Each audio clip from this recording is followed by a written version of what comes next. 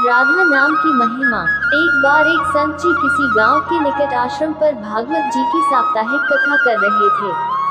तीसरे दिन के वृतांत में वो कथा करते हुए बताने लगे, अनेक प्रकार के लोग जो पाप कर्म करते हैं उन्हें अनेक प्रकार के नरकों में जाना पड़ता है, लेकिन एक उपाय है जिसके द्वारा नरकों में जाने से बचा जा सकता है।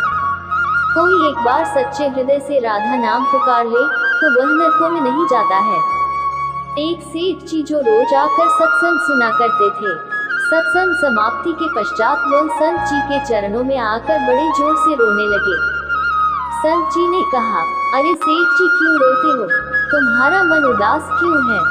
सेठ जी रोते हुए कहने लगे, भगवान आपकी कृपा से मुझे सब कुछ प्राप्त है, पर मेरे मन को एक बड़ी चिंता सताती है। संत जी कहने लगे, कहिए कौन सी चिंता है? सेठ जी कहने लगे, आज आपने भागवत कथा में नरकों का वर्णन किया और वर्णन करते हुए बताया कि जीवों को अनेक पापों से नरकों की प्राप्ति होती है, लेकिन एक उपाय है जिसके द्वारा नरकों में जाने से बचा जा सकता है। तो प्रभु मैं तो आपकी शरण में हूँ, रोज सत्संग सुनने आता हूँ। मेरे मन में तो यह विश्वास है आप संतों की कृपा से, भागवत की कृपा से मेरा उद्धार तो हो ही जाएगा, लेकिन मेरा एक छोटा भाई है जिसकी उम्र 50 साल है। वह न सत्संग में जाता है, न परमात्मा पर विश्वास करता है और न ही प्रभु का नाम सुमिरन करता है। उसका उद्धार किस प्रकार होगा? मुझे उसकी बड़ी चिंता सताती है। मैं उसे बहुत बार समझाने का प्रयास भी करता हूँ, इस संसार के काम तो होते रहेंगे, तुम भगवान के नाम का स्मरण भी किया करो। तब वह कहता है, ऐसा करने से कुछ नहीं होता है, तुम भी मत किया करो। मैं जितना आस्तिक हूँ, प्रभु के प्रति जितनी मेरी आस्था है, वो उतना ही कट्टर और अनीश्वरवादी है। तब संत जी ने कहा, क्यों चिंता करते हो, एक दिन उसका भी उद्धार हो ही जाएगा। सेठ जी रोते हुए कहने लगे, हे भगवान, उसका उद्धार कब होगा? आप जैसे महापुरुष हमारे गांव में आए हैं, मुझे तो आप पर ही यकीन है, आप ही उसका उद्धार करके जाएंगे। अब आप कैसे भी कृपा कर मेरे घर आइए और एक बार तो उसके मुख से श्री राधा नाम का उच्चारण कराए। तब सेठ जी की विनय सुन संत जी कहने लगे, कल सत्संग समाप्ति के पश्चात मैं आपके घर आऊंगा और उसे परमात्मा का सुमिरन अवश्य कराऊंगा। दूसरा दिन वह सेठ जी अपने घर गए, संत जी के आने का इंतजार करने लगे। आश्रम पर कथा की समाप्ति हुई। अब संत जी अपने वचन के अनुसार सेठ जी के घर पहुँचे। जैसे ही घर पहुँचे, सेठ जी ने बड़े श्रद्धा भाव से संतों का स्वागत किया। उन्होंने अपने भाई को बुलाकर कहा, संत जी आज हमारे घर पधारे हैं, उनका दर्शन कर लो। वो अंदर से बैठे बैठे कहने लगा, मुझे न किसी संत से मिलना है और न ही भगवान से मिलने की इच्छा है, तुम ही उनकी सेवा करो और तुम ही उनका पेट भरो। सेठ जी ने जब यह वचन सुने, सेठ जी रोते हुए कहने लगे, भगवान जी देखा आपने, आपके सामने ही आपका अपमान कर रहा है। संत जी कहने लगे, सेठ जी ख्याल ना कीजिए, सब कुछ अच्छा होगा। अब सेठ को दिलासा देते हुए संत जी पलंग से उतरे और उसके भाई के कक्ष में आ गए और उसके कंधों पर हाथ रखकर कहने लगे, और बताओ आज तक कितना कमाया? वो संत जी को इस प्रकार अपने नजदीक देखकर कहने लगा, अपना हाथ मेरे कंधों से हटाओ। मैं ना संतों को मानता हूँ, ना भगवान को मानता हूँ। लोग जितने आस्तिक होते हैं, मैं उतना ही कट्टर नास्तिक हूँ। मैं भगवान को नहीं मानने वाला हूँ, आप मेरे नजदीक क्यों आए हैं? संत जी कहने लगे, मैं तो अपना काम करने आया हूँ। संतों का काम होता है लोगों का उद्धार करना। आज तुम्हारे उद्धार का कार्य मिला है तो अवश्य करके ही जाऊंगा। वो सेठ का भाई भी बड़ा कट्टर था।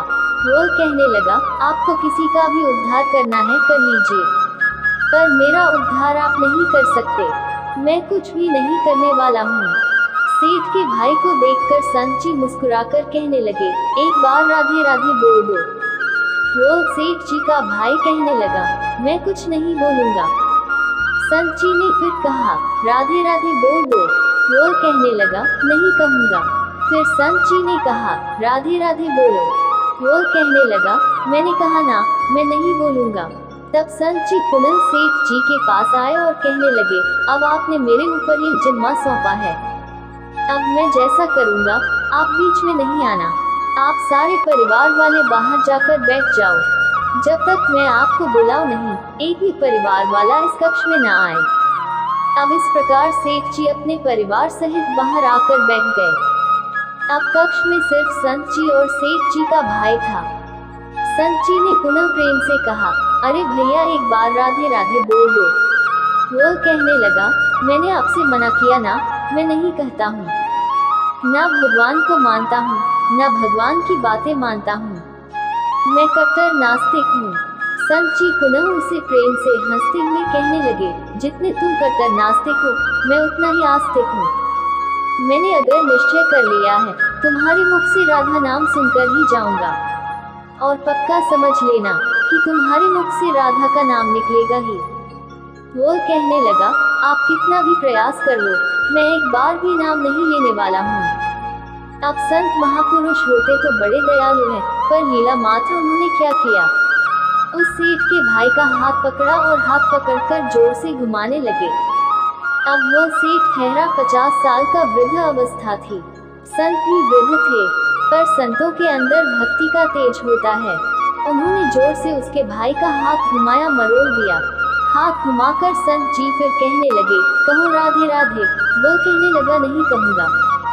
अब तो संत जी ने जोर से हाथ घुमाकर सेठ के भाई को जमीन पर पटक दिया और खुद उसके पेट पर चढ़कर बैठ गए। और संत जी फिर कहने लगे, बोलो राधे राधे। वो फिर कहने लगा, नहीं कहूँगा। अब तो संत जी ने उसके दोनों हाथ पकड़ उसके पैरों को बांध दिया और कहने लगे, कहो राधे राधे। अब ऐसी अवस्था में वह सोचने लगा, लगता है यह तो मुझे मार ही देंगे। तब उसने बिना इच्छा के एक बार ऐसे ही कह दिया, राधे राधे। जैसे ही उसने राधे राधे कहा, संत जी ने उसके हाथ पैर खोल दिए, उसके बंधनों को छोड़कर बाहर आकर कहने लगे, सेठ जी आपका कल्याण हो गया, आपके भाई का भी कल्याण हो गया। सेठ जी कहने लगे, अंदर से बहुत तेज आवाजें आ रही थी। तब संत कहने लगे, आपने काम ही ऐसा दिया था, आपने कहा वह नास्तिक है, कभी कुछ बोलता ही नहीं है। आज आपके भाई ने राधे राधे का नाम उच्चारण कर लिया है, इसका कल्याण हो गया। अब मैं जा रहा हूँ, कल से पुनः मेरी कथा है। अब संत जी तो अपने स्थान पर लौट आए। सेठ का भाई जमीन से उठकर अपने भाई से कहने लगा, यह कैसे संत है, मुझसे झगड़ा करने आ गए, मेरे ऊपर चढ़कर बैठ गए और कहने लगे, अगर राधे राधे का नाम उच्चारण नहीं करोगे तो मैं तुम्हारे ऊपर ऐसे ही बैठे रहूंगा। अब उसकी बातें सुन सेठ जी तो हंसने लगे। वो हंसते हुए मन से भगवान को धन्यवाद देते हुए कहने लगे, हे प्रभु, आपके संत भी बड़े दयालु हैं, खुद कष्ट सहकर भी लोगों का कल्याण करते हैं। समय व्यतीत होता गया, मुश्किल से 5-6 महीने गुजरे होंगे। अचानक एक दिन छोटे भाई का देहांत हो गया। शरीर समाप्ति के पश्चात आत्मा शरीर से अलग हो जाती है। वो आत्मा ही ऊपर यमराज के पास जाकर सारे हिसाब किताब देती है। अब इस व्यक्ति का हिसाब किताब खोला गया। यमराज ने चित्रगुप्त से कहा, जो आज इंसान हमारे पास लाया गया है, इसका हिसाब क्या है? चित्रगुप्त कर्मों का हिसाब देखकर बताने लगा, हे भगवान, इसने अपने जीवन में कभी परमात्मा का नाम सुमिरन नहीं किया है, सदा पाप ही पाप किए हैं, इसे तो सीधे नर्क भेज दिया जाए। अब यमराज के आदेश अनुसार जैसे ही उसे नर्क भेजा जा रहा था, तभी चित्रगुप्त ने कहा, भगवान एक बात और है। यमराज जी ने कहा, कौन सी बात? चित्रगुप्त ने कहा, भगवान एक बार संतों के कहने पर इसने राधा नाम का उच्चारण किया था। अब एक बार राधा नाम का उच्चारण।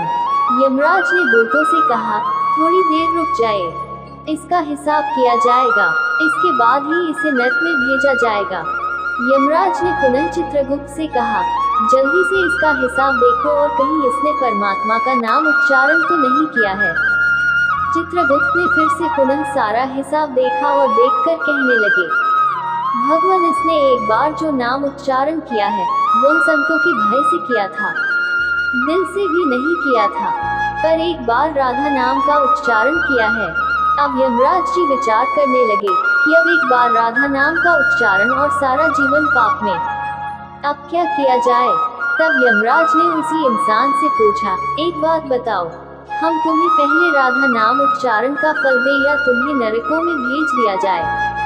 तब वह भक्त हाथ जोड़कर कहने लगा, भगवान, नरक में तो जाना ही है, इससे अच्छा है आप मुझे एक बार राधा नाम उच्चारण का फल दे दो, फिर मुझे जहाँ चाहो भेज देना।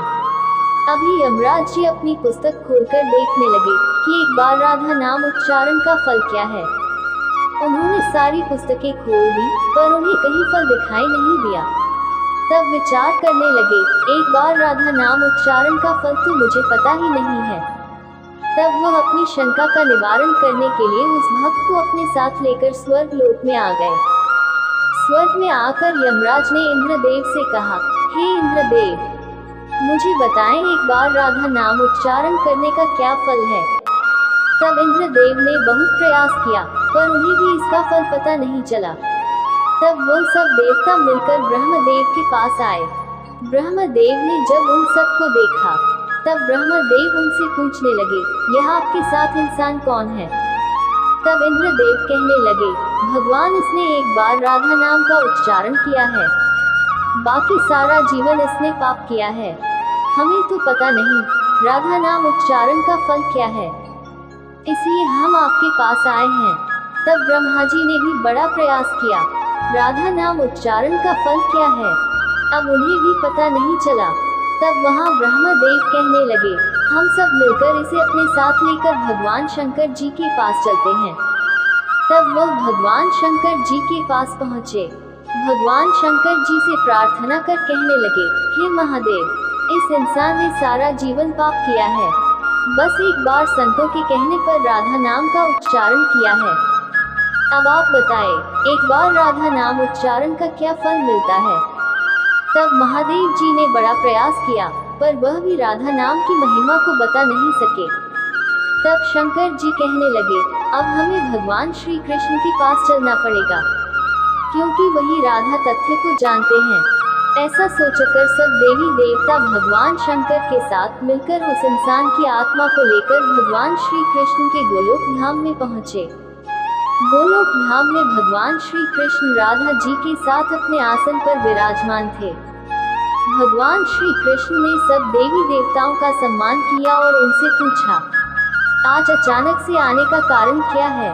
तब भगवान शंकर हाथ जोड़कर कहने लगे, हे भगवान, यह इंसान इसे धरती से लाया गया है, इसने अपने जीवन में अनेक पाप किए हैं, पर एक बार राधा नाम का उच्चारण किया था। यमराज जी पता न कर सके कि एक बार राधा नाम उच्चारण का फल क्या है। तब वह इसकी जानकारी लेने के लिए इसके साथ इंद्र जी के पास स्वर्ग में आए थे।